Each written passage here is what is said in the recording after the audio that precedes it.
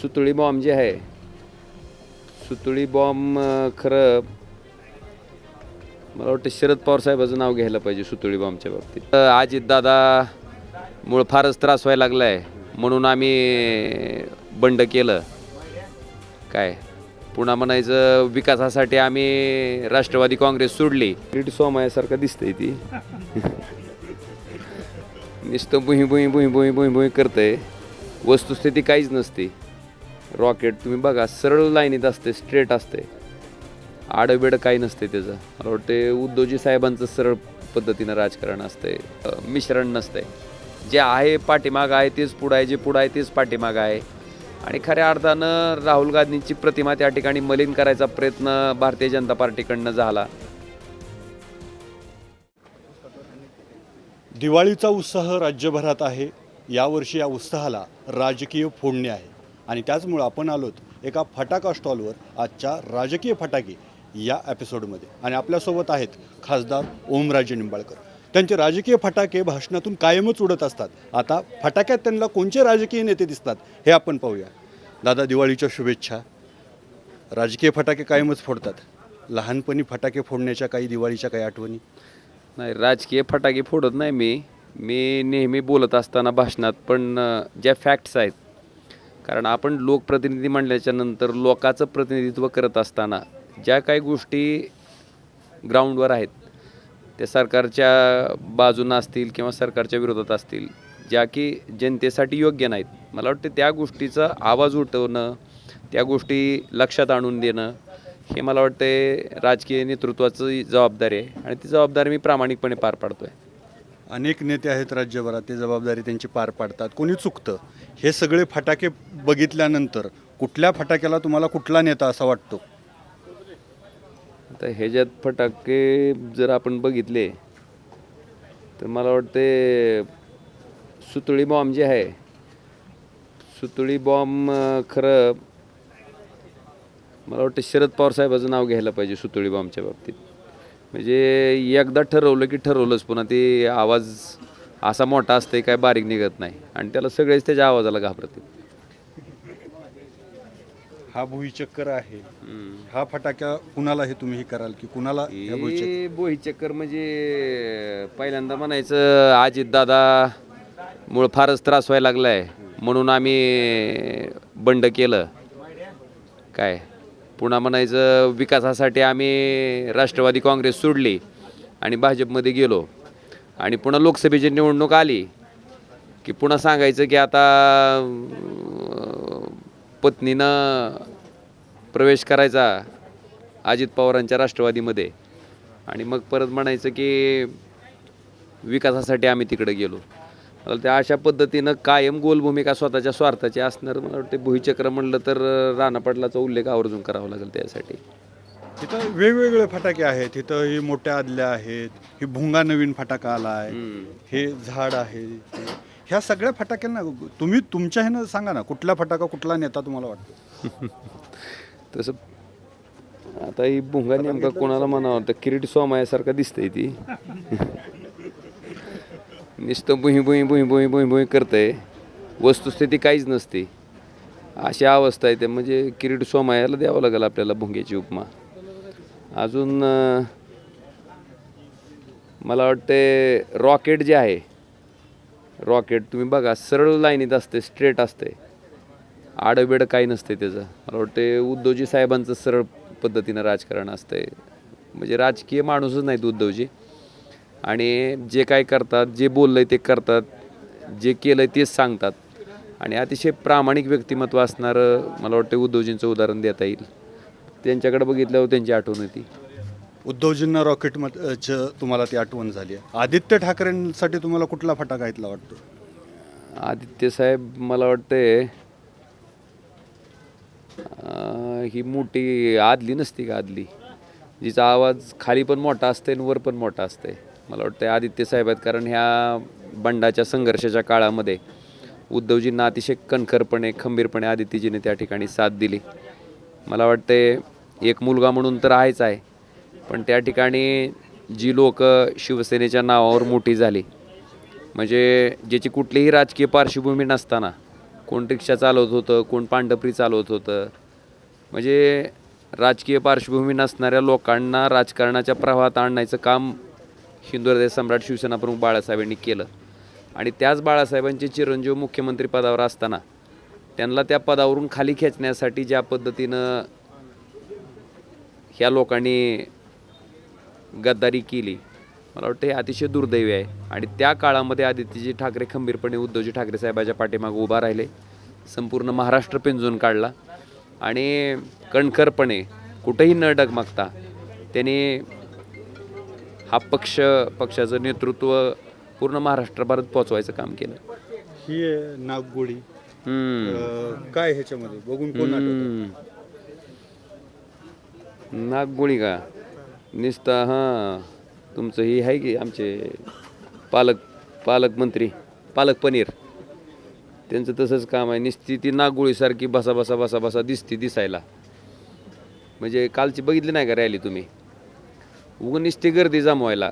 त्या रॅलीतनं मी गेलो, 10 माणसाला विचारलं तर 9 माणसं सांगत होती उगं तुम्ही काळजी करू नका दादा, आमचं भागलं तेवढं भागू द्या, मताच्या टायमाला आम्ही काही चुकत नाहीत. त्यामुळे ही अशी नागगोळी आहे निस्ती आणि ती घाणच करते सगळी.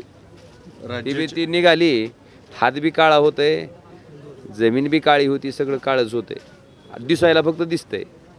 राज्याच्या ह्याच्यावर राजकारणामध्ये आता मुख्यमंत्र्यांसाठी माजी मुख्यमंत्री एकनाथ शिंदे यांच्यासाठी कुठला फटाका वाटतो?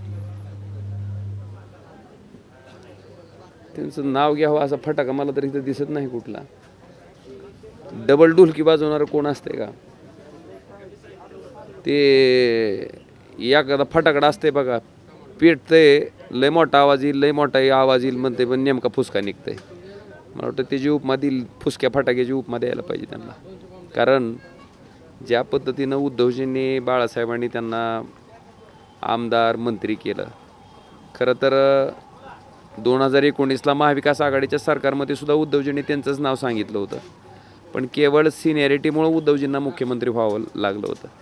त्याच्यामुळं ज्या नेतृत्वाने इतका विश्वास टाकून आपल्याला त्या ठिकाणी एवढी सत्तेतली पदं दिलीत, त्या नेतृत्वाच्या बाबतीत हे जे काही वागणं होतं ते अतिशय दुर्दैवी होतं. त्याच्यामुळं अशा पद्धतीनं मागच्या 2.5 वर्षापासनं महाराष्ट्रातलं जे राजकारण आहे ते आपण सगळ्यांनी जवळून बघितलं आहे. सामान्य माणसं पण बघतायत की कुठला पुढारी कुठल्या माध्यमातून त्या ठिकाणी जातो आहे, व्यवहार कसे झाले, पदांचे व्यवहार कसे झाले, अक्षरशः लिलाव काढावं त्या पद्धतीनं सरकार त्या ठिकाणी पक्ष फोडले गेले, सरकारं तयार केली असंवैधानिक मार्गानं. हे जनतेला आवडलेलं नाही. जनता निश्चित त्याचा योग्य पद्धतीने हिशोब घेईल. तुम्ही दीर्घकाळ दिल्लीच्या राजकारणात आहेत. पंतप्रधान नरेंद्र मोदींकडे पाहून आणि हे फटाकं जर हे करायचं काय वाटतं? नरेंद्र मोदींकडं मला वाटतंय फार अपेक्षेनं लोकांनी त्यांना त्या पदावर बसवलं होतं. लोकांच्या अपेक्षा होत्या की बाबा ही माणूस काहीतरी आपल्या देशात बदल घडवेल.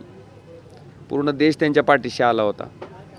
पण जेव्हा सत्ता डोक्यात गेली जाते माणसाच्या, तेव्हा त्याची अवस्था काय होते हे बघितलं आहे आपण. मग ते संविधानालाही मानायला तयार राहत नाहीत, लोकशाहीला मानायलाही तयार राहत नाहीत. जे काय आहे ते माझ्यामुळंच आहे, जे काय आहे ते मीच आहे. मला वाटतं असा अहमपणा, सत्तेची मस्ती डोक्यात गेल्याच्या नंतर माणसाचं वागणं ज्या पद्धतीनं बदलतं आहे त्याचा काहीसा अनुभव त्या ठिकाणी आलेला देशानं बघितला आहे. म्हणजे पुढं तर असं झालं की भारत सरकार म्हणायची सुद्धा तयारी राहिली नाही त्यांची. मोदी सरकार मग नेमका आपला देश कुठल्या वाटावर न्यायचा आहे? हुकुमशाहीकडे न्यायचा आहे का हिटलरसारखं? मला वाटतंय त्या पद्धतीनं जावं इथपर्यंत आपण बघितलं आहे त्यांचं राजकारण. आणि हे अतिशय दुर्दैवी आहे. लोकांनी विश्वास टाकून आपल्या नेतृत्वावर लोकांसाठी दिलेला आहे. मला वाटतं हे आपण कायम डोक्यात ठेवलं पाहिजे. पण तसं असताना केवळ मी म्हणजे सर्व काही आहे, मी म्हणजे सर्व कशा आहे, पुन्हा तर काय ईश्वरी अवतार सुद्धा म्हणलं गेलं, स्वतःला समजलं गेलं. किती दुर्दैवी आहे. या फटाक्याच्या ह्याच्यामध्ये मोदींसाठी आणि दिल्लीचंच बोलायचं म्हणून राहुल गांधी, या दोघांसाठी कोणचे फटाके निवडणार? मला वाटते राहुलजीबद्दल जर बघितलं तर तुमचा लक्ष्मी टोटा असते बघा. लक्ष्मी टोटा आहे का तुमच्याकडं? हां, लक्ष्मी टोटा एकदम आवाज बी खणखणीत असते आणि वाजतंय बी खणखणीत आणि खरा असतंय. त्याच्यात कुठलेच मिश्रण नसतंय. जे आहे पाठीमागं आहे तेच पुढं आहे, जे पुढं आहे तेच पाठीमागं आहे. आणि खऱ्या अर्थानं राहुल गांधींची प्रतिमा त्या ठिकाणी मलिन करायचा प्रयत्न भारतीय जनता पार्टीकडनं झाला. त्यांना पप्पू पप्पू म्हणून हिणवलं गेलं. पण मला वाटतं भारत जोडो यात्रेच्या माध्यमातून पूर्ण भारत एकसंघ राहण्याच्या दृष्टीनं शेतकऱ्याच्या प्रश्नाच्या बाबतीत मला वाटतं ह्या सगळ्या भूमिका अतिशय कणखोरपणे आणि कठोरपणे राहुलजी गांधींनी त्यांच्या नेतृत्वात केल्या. ठीक आहे, काही राजकारणात त्या कृत्या वापरून आता 30-40 जागेमुळं राहुलजी गांधी येऊ शकले नाहीत वर केंद्रात, पण भविष्य निश्चित त्यांच्यासाठी चांगलं आहे. आणि आतून बाहेरून निर्मळ असलेला एक नेता आहे. राहुल गांधीच्या रूपानं त्या ठिकाणी आपल्या देशाला मिळालं हे सुद्धा मला वाटतं एक देशाचं भाग्यच आहे. मोदींसाठी तुम्ही निवडला नाही, अमित शहासाठी तरी कुठला फटाका तुम्हाला निवडावा वाटतो? फटाकड्याचं ना अमित शहाचा काही मला वाटत नाही कुठं संदर्भ देता येईल. मला वाटतं ह्याच्यातला कपटी फटाका कुठला आहे, म्हणजे ज्यात कपट असते होय. म्हणजे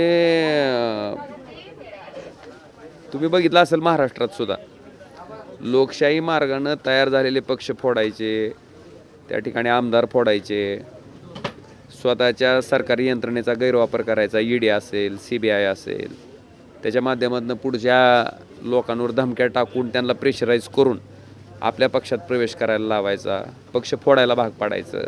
हा सगळा प्रकार महाराष्ट्रानं मागचे 2.5 वर्ष बघितलेला आहे.